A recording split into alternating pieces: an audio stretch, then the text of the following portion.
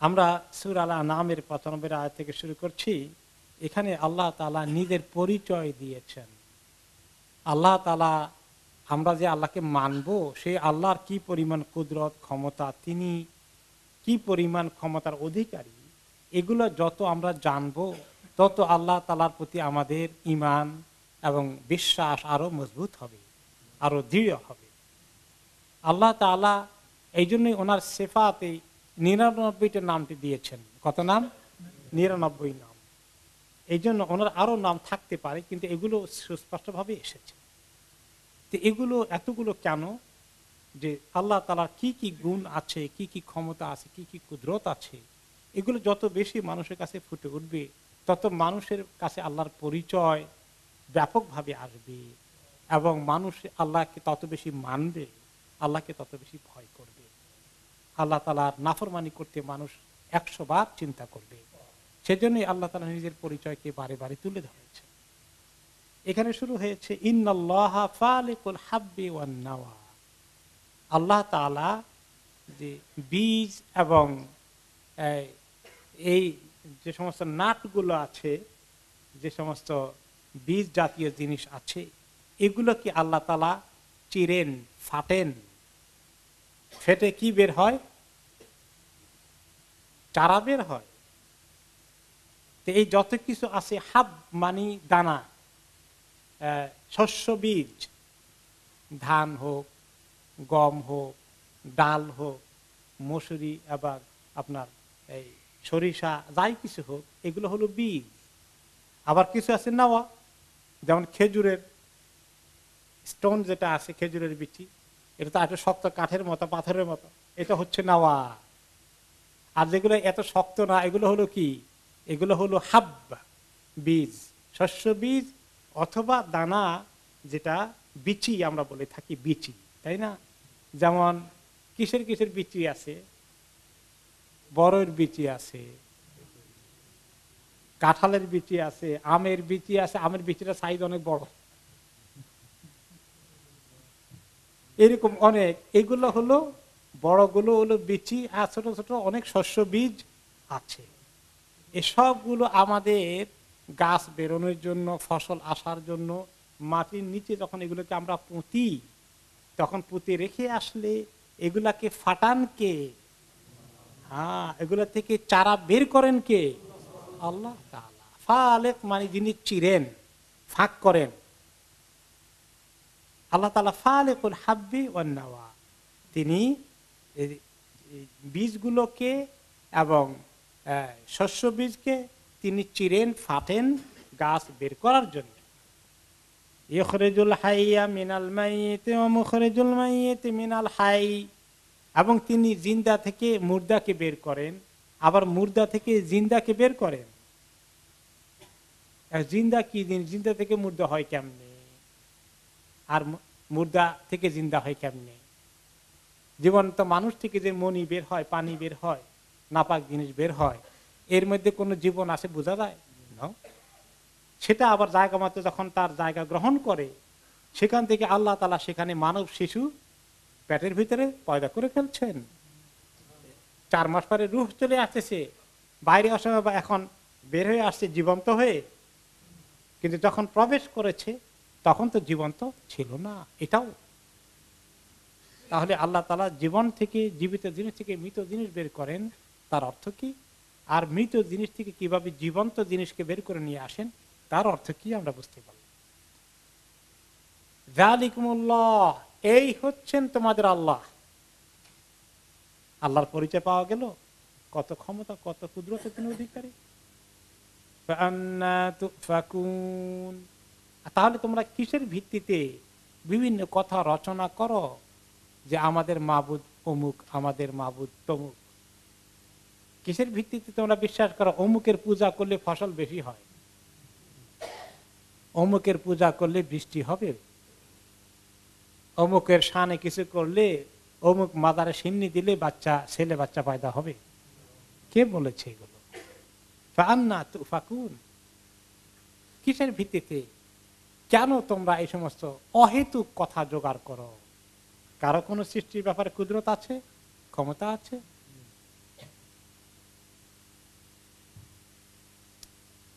এরপরে ফালিকুল ইসবাহ, তিনি শুধু এই শস্য বীজকে চিরে ফেটে চারা বের করেন না, ফালিকুল ইসবাহ তিনি অন্ধকারকে চিরে কেটে ফেড়ে আলো বের করেন। রাতের অন্ধকার যখন আকাশে থাকে, সবহে সাদেকের আগে অন্ধকার চিরে কি বেরিয়ে আসে? আলো রেখা বেরিয়ে আসে, টয়লাইট। পূর্বাকাশে দেখা যায় কালো অন্ধকার ছিদ্র করে একটু সাদা এবং লালচে সূর্যের আলোর আভা ফুটে উঠছে। সূর্যটা ওঠার আগে এভাবে অন্ধকার চীর্ণ হয়ে যায়। রাতের আধার ছিঁড়ে ছিঁড়ে ভোরের আলো উঠলো। ওই রাতের আধার ছিঁড়ে ছিঁড়ে অথবা রাতের আধার চিরে চিরে সূর্যে ভোরের আলো উঠলো। ওই আধারটা কি অটোমেটিক্যালি ছিঁড়ে যায়? তার একজন কন্ট্রোলার আছে, নিয়ন্ত্রক আছে, যিনি এগুলো পরিচালনা করেন। ফালেক, তিনি হচ্ছেন ফালেক, ফালেকুল ইসবাহ, যিনি চিরে রাতের অন্ধকার চিরে আলো নিয়ে আসেন। ইসবাহ সবাহ থেকে, সবাহ মানে নূর, সবাহ মানে আলো, সবাহ মানে সকাল। ওয়াজআলাল লাইলা সাকানা ওয়াশ-শামসা ওয়াল কমারা হুসবানা, তিনি রাতকে করেছেন সাকান, অর্থাৎ নিরিবিলি ঘুমানোর জন্য, প্রশান্তির ঘুম দেওয়ার জন্য। সাকান চুপচাপ, সুকুন, শান্তি, এবং যেখানে নড়াচড়া নাই, হরকত নাই। এই জন্য আমরা জের জবর পেশ এগুলোকে হারাকা বলে। আর যেখানে জের জবর পেশ কোনো নাই, সেখানে কি আছে? সুকুন মানে জজম। জজমকে বলে আরবিতে সুকুন, আরবিতেও জজম সুকুন, মানে যেখানে আকার ইকার উকার কিছু নাই।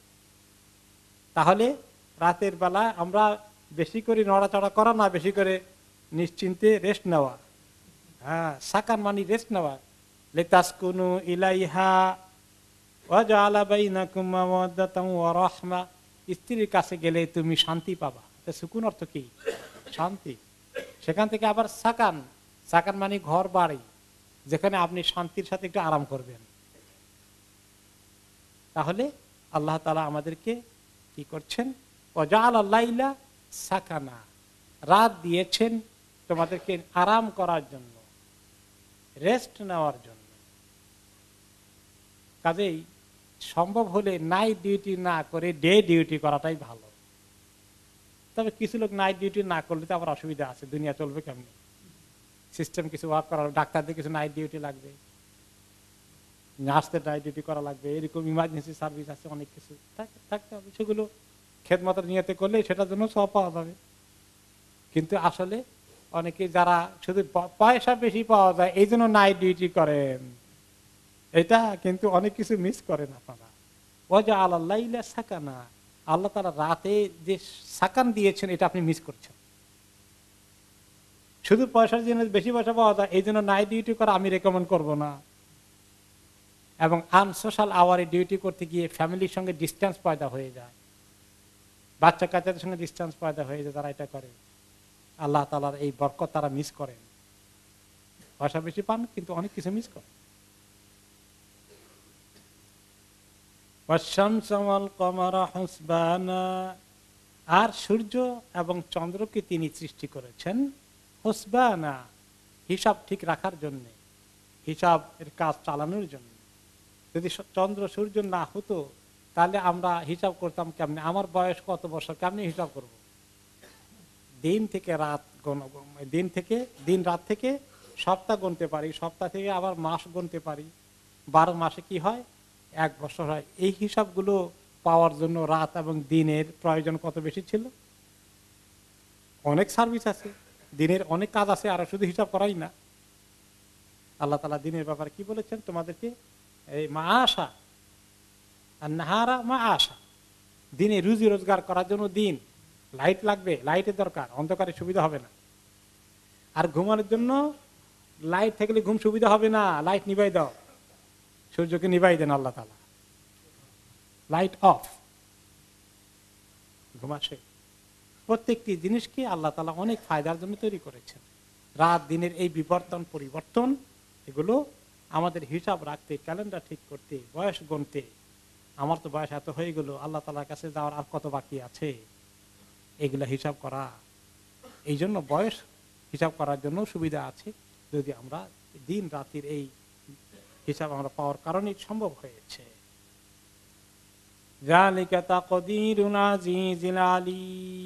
এই যে তাকদীর, এটা আল্লাহর পক্ষ থেকে, যিনি আজিজ, অনেক ক্ষমতার অধিকারী, এবং যিনি আলিম, যিনি অনেক কিছু জানেন, অনেক জ্ঞানী, তার কাছ থেকে এই সমস্ত কিছু তোমাদেরকে ঠিক করে দেওয়া হয়েছে। কত বড় জ্ঞানী হলে, কত বড় ক্ষমতা হলে রাত এবং দিনকে সৃষ্টি করা যায়, মানুষকে সৃষ্টি করা যায়, অন্ধকারকে সরিয়ে নিয়ে আলো আনা যায়, আবার রাতের বেলায় অন্ধকার লাগবে, আলোকে সরিয়ে নিয়ে অন্ধকার নিয়ে আসা যায়। কি অটোমেটিক সিস্টেম চলছে! কয়বার সুইচ টিপেছেন এগুলোর জন্য? একবারও সুইচ টিপা লাগেনি, অটোমেটিক সিস্টেম কাজ করছে। বছরের পর বছর, হাজার হাজার, কোটি কোটি বছর চলছে, তাই না? এটার নাম হলো তাকদীর, এই সিস্টেমের নাম হলো তাকদীর। তা আমরা জানি তাকদীরের অর্থ তো ভাগ্য, তাকদীর আবার সিস্টেম হয় কেমনে? এই তাকদীর, ভাগ্যটাও অনেক বড়, অনেক ব্যাপক বিষয়, এর মধ্যে সিস্টেমও চলে আসে। আসলে কাদার শব্দের অর্থ আবার পরিমাণ। কাদার অর্থ কি? পরিমাণ। কদর অর্থ মর্যাদা, কদরের অনেক অর্থ। এই কাদার মানে কোন জিনিসের কত পরিমাণ লাগবে, এটার নামও কদর। সেখান থেকে তাকদীর, আমার জন্য আল্লাহ কি পরিমাণ ঠিক করে দিয়েছেন, আমার হায়াত, আমার রিজিক কি পরিমাণ ঠিক করে দিয়েছেন, সেই কদর থেকেই নাম হয়েছে তাকদীর। আবার এই যে সিস্টেম চলে, গরম ঠান্ডা, শীতকাল, গরমকাল, বৃষ্টি, ওয়েদারের পরিবর্তন, এবং সূর্য উঠা, সূর্য ডুবা, চন্দ্র আসা, চন্দ্র আবার নিভে যাওয়া, এই যে পূর্ণিমা, অমাবস্যা, এইভাবে হওয়া, এগুলো সব কদর, আল্লাহ পরিমাণ ঠিক করে দিয়েছে। সূর্য কতক্ষণ থাকবে, চন্দ্র কতক্ষণ থাকবে, চন্দ্র কিভাবে বড় হবে আবার নাই হয়ে যাবে, আবার কিভাবে পূর্ণিমা হবে, আপনি রিজেক্ট কদ্দুর পাবেন, তারপরে আগুন জ্বালালে পুড়ে যাবে, এটাও কদার সিস্টেম লাগিয়ে দিয়েছেন, ফিট করে দিয়েছেন ওখানে। বরফে হাত দিলে ঠান্ডা লাগবে, এটাও কদার সিস্টেম ওইটাই। এই সব কিছু কদার সিস্টেম ঠিক করে দেওয়া। এই যে তোমাদের এই দুনিয়ার জীবনের জন্য সব কিছু তিনি ঠিক করে দিয়েছেন, এক একটি জিনিস পরিমাণ মতো ঠিক করেছেন। কোনটার পরিমাণ বাড়িয়ে দিলে কি হতো? সূর্যের আলো আরেকটু বাড়িয়ে দিলে কি হতো? ঠান্ডা যদ্দূর হয়, এর যদি আরো পরিমাণ বাড়ে, আরো বেশি কিছু বাড়ে, তখন দুনিয়ার পরিমাণ কি অবস্থা হবে? এগুলো আবার ক্রমান্বয়ে কিভাবে আসবে, কোন মাসে কতটুকুন হবে, আস্তে আস্তে বাড়ে ঠান্ডা, আস্তে আস্তে কমে গরম, আস্তে আস্তে বাড়ে, আস্তে আস্তে কমে, এগুলো আবার আল্লাহ পরিমাণ ঠিক করে দিয়েছেন। কালকে ছিল হঠাৎ যদি মানে একদম 0 ডিগ্রির নিচে থাকে, আজকে যদি হয়ে যায় 25 ডিগ্রি, এরকম যদি হঠাৎ করে উঠানামা হয়, তাহলে কি হবে? মানুষ অসুস্থ হয়ে যাবে, কোপ করতে পারবে না। যালিকা তাকদীরুল আজিজুল আলীম। এসব কিছু পুঙ্খানুপুঙ্খ ভাবে, সুনিপুণ ভাবে, নিপুণ হাতে প্ল্যান করে দেওয়া সেই মহান আল্লাহর, যিনি আজিজ এবং আলীম, যিনি অনেক কিছু করতে পারঙ্গম, অনেক কিছু করতে সক্ষম, যার অনেক কিছু জানা রয়েছে, যার জ্ঞানের কোনো সীমা নেই। আল্লাহ তাআলার পরিচয় আরেকটু পাওয়া গেল। সেই আল্লাহকে আমরা মাবুদ পেয়েছি, আলহামদুলিল্লাহ। যারা এই আল্লাহকে মাবুদ পায়নি, তাদের ভাগ্যে জুটেছে অন্য মাবুদ, তাদের কি অবস্থা? কি দুর্ভাগা তারা, বলেন তো। আমি আল্লাহকে মাবুদ হিসেবে পেয়েছি, কিন্তু মাবুদের কথা কদ্দুর মানি, সেটাই আমাদের চিন্তার বিষয়। وهو الذي جعل لكم النجوم لتهتدوا بها في ظلمات البر والبحر। তিনি হচ্ছেন সেই আল্লাহ, তোমাদের সেই মাবুদ, যিনি আকাশের তারাগুলোকে তৈরি করেছেন এমন ভাবে যে তোমরা সমুদ্র পথে, মরুভূমিতে পাড়ি দিতে গেলে, যখন তোমরা কোনো মাইলস্টোন থাকবে না, রাস্তাঘাট চিনবে না, তারাগুলো তোমাদেরকে রাস্তার ঠিকানা পেতে, ডাইরেকশন বের করতে তোমাদেরকে কি করবে? সহায়তা করবে। ফি যুলুমাতিল বাররি ওয়াল বাহর। মরুভূমিতে মধ্যে অন্ধকার রাতে কেউ যে রাস্তা পাড়ি দেয়, তাহলে সেখানে তার জন্য লাইট না থাকে, তার লাইট কোনটা? আকাশের তারা তাকে বলে দিবে তোমার রাস্তা কোন দিকে হওয়া দরকার। এখন অবশ্য মানুষ সব তো আর এগুলো ছেড়ে দিয়েছে, প্রাকৃতিক জীবনকে উপরে কম নির্ভরশীল। এখন হাতে কম্পিউটার আছে, মোবাইল ফোন আছে, সবকিছু ডাইরেকশন এখানে চলে আসে, এখন তারা দরকার নাই মনে করে। কিন্তু হঠাৎ করে যদি এটা আপনার চার্জ চলে যায় তখন কি লাগবে? কোন চার্জের ব্যবস্থা না থাকে, লাইট না থাকে, কারেন্ট না থাকে, তখন দরকার আছে কিনা প্রাকৃতিক জিনিসগুলোর? তখন লাগবে। সমুদ্রের পথে যারা জার্নি করে তাদের যদি এরকম কোনো কারণে তাদের জাহাজ বিকল হয়ে যায়, কম্পিউটার কাজ করে না, তখন ডাইরেকশন কেমনে পাবে? আকাশের দিকে দেখতে হবে, ধ্রুব তারা বলে দিবে কোন তারা কোন দিকে। আমরা তো এখন তারা জ্ঞান ভুলে গেছি, আগের জামানার লোকদের এগুলো সব মুখস্থ ছিল। তারার দিকে তাকিয়ে তারা বলবে উত্তর কোন দিকে, দক্ষিণ কোন দিকে, পূর্ব কোন দিকে, পশ্চিম কোন দিকে। এইভাবে তারা দিয়ে তখন সারা পৃথিবী চলেছে। নাবিকেরা জাহাজ পাড়ি দিয়েছে। এই যে আপনার স্টিম ইঞ্জিন, কম্পিউটার এগুলো আবিষ্কার হওয়ার আগে পালের জাহাজে যে এক মহাদেশ থেকে আরেক মহাদেশে যান নাই, এক মহাসাগর থেকে আরেক মহাসাগর যান নাই, তাদেরকে ডাইরেকশন কে দিয়েছে? এই আকাশের তারা। মরুভূমিতে এরকম তারা 100-200 মাইল মরুভূমি পাড়ি দিতে হয়, তারা এইভাবেই চলেছে।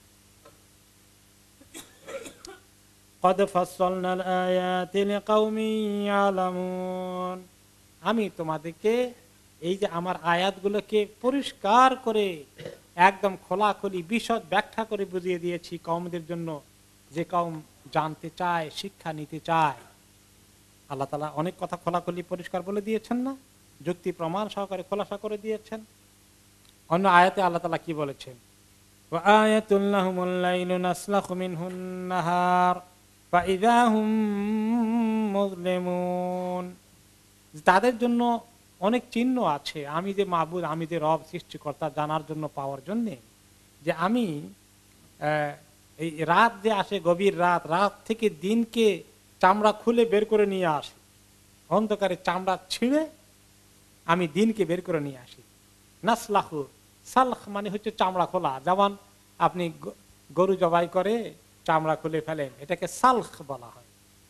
মোরগ জবাই করে চামড়া খুলে ফেলেন, সালখ বলা হয়। নাসলাহু, যে আমি চামড়া খুলে অন্ধকারে চামড়া বিদীর্ণ করে দিনকে নিয়ে আসি।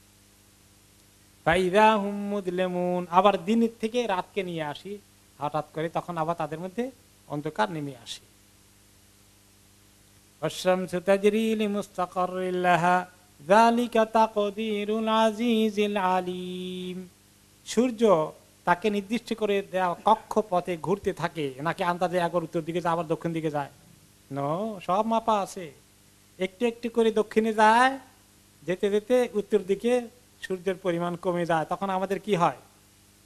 শীতকাল হয়ে যায়। আবার আস্তে আস্তে একটু একটু করে উত্তর দিকে আসে, হ্যাঁ, তখন আমাদের এখানে কি হয়? সামার হয়ে যায়। এগুলা সব আল্লাহ তার মেপে দেওয়া আছে, একদম কম্পিউটার প্রোগ্রামাইজ। যেরকম দেখেন কোন জিনিস, তার চেয়ে বেশি প্রোগ্রামাইজ উইথ আল্লাহ। আল্লাহর এই প্রোগ্রাম হচ্ছে তাকদীর, দ্যাট ইজ আল্লাহস প্রোগ্রাম। যালিকা তাকদীরুল আজিজিল আলীম, এটি হচ্ছে মহান ক্ষমতাধর আল্লাহ, মহা জ্ঞানী আল্লাহর পক্ষ থেকে ফিক্স করে দেওয়া প্রোগ্রাম এবং সিস্টেম। সে অনুযায়ী সূর্য চলে। একটুও কোনোদিন আল্লাহর কথা নাফরমানি একটুও করে না, যে আজকে টায়ার্ড হয়ে গেছে বেশি যাবো না দক্ষিণ দিকে, অথবা পশ্চিম দিকে আজকে লেটে যাবো, কখন বিশ্রাম গ্রহণ করি, এরকম করে কিছু না। মানুষ করে, থাক টায়ার্ড হয়ে গেছে, এখন একটু ঘুমাই নেই, পরে উঠি এসা পড়বো, তারপরে ফজর হয়ে কষ্ট হয়ে গেছে।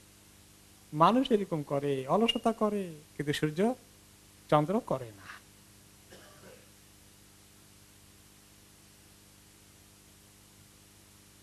ওকে, এরপর আল্লাহ তাআলা আরো বলছেন এই তারকাগুলো অনেক কাজ করে। وَزَيَّنَّا السَّمَاءَ الدُّنْيَا بِمَصَابِيحَ وَحِفْظًا ذَلِكَ تَقْدِيرُ الْعَزِيزِ الْعَلِيمِ। আমি আকাশকে সৌন্দর্যময় করেছি তারকা দিয়ে, গ্রহ নক্ষত্র দিয়ে, এবং ছোট ছোট তারকা দিয়ে, বড় তারকা দিয়ে। দুটো কাজ আছে, একটা আলো দেওয়া, আর ছোট তারকাগুলো আরেকটা কাজ আছে, ওগুলা অগ্নি শলাকার মতো শয়তানকে নিক্ষেপ করা হয়। সে যখন আসমানে আল্লাহ তাআলার হুকুম যেটা দেন ফেরেশতাদের কাছ থেকে কথাবার্তা চুরি করে এসে গণকদের কাছে আগাম বলতে চায়, এগুলোর মাধ্যমে আল্লাহ তাআলা তার এই আকাশকে তিনি শয়তানদের এই সমস্ত কথা শোনা থেকে হেফাজত করেন।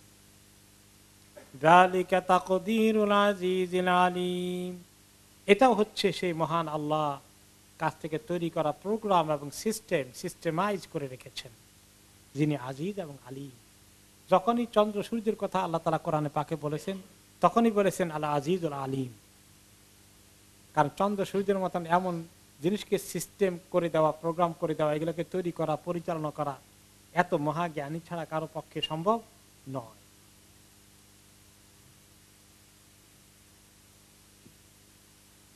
ওয়াহুয়াল্লাযী আনশাআকুম মিন নাফসিন ওয়াহিদাতিন ফামুস্তাকাররুন ওয়া মুস্তাওদা, তিনি হচ্ছেন সেই আল্লাহ যিনি তোমাদেরকে সৃষ্টি করেছেন একটি মাত্র প্রাণ থেকে, একটি মাত্র জান থেকে। সেই জানটার নাম কি? আদম আলাইহিস সালাম। অন্য আয়াতে আল্লাহ তাআলা সেই কথা কি বলেছেন? ইয়া আইয়ুহান নাসু তাকু রাব্বাকুম আল্লাযী খালাকাকুম মিন নাফসিন ওয়াহিদা, হে মানুষ তোমাদের সেই রবকে ভয় করো যিনি তোমাদেরকে একটি মাত্র প্রাণ থেকে সৃষ্টি করেছেন। ওয়া খালাকা মিনহা যাওজাহা, তার থেকে তার স্ত্রী সৃষ্টি করেছেন, তিনি কে? হাওয়া আলাইহিস সালাতু ওয়াস সালাম। ওয়া বাসা মিনহুমা রিজালান কাসীরান ওয়া নিসাআ, আর এই দুইজন থেকে ছড়িয়ে ছিটিয়ে দিয়েছেন প্রচুর পরিমাণ পুরুষ এবং নারী, সারা দুনিয়া ছড়িয়ে দিয়েছেন। আল্লাহ তাআলা এইভাবে আমাদেরকে একটি মাত্র প্রাণ আদম আলাইহিস সালামকে আগে নিজ হাতে তৈরি করেন, তার থেকে তার স্ত্রী, এই দুজনের মাধ্যমে তাদের যে ছেলে সন্তান হয়েছে, পরবর্তী বংশধর, এভাবেই চলছে আমাদের জমানায় এবং কিয়ামত পর্যন্ত যতদিন মানুষের সিলসিলা থাকবে, অগণিত নারী পুরুষকে আল্লাহ তাআলা পৃথিবীতে নিয়ে আসার এই সুন্দর ব্যবস্থা করে রেখেছেন।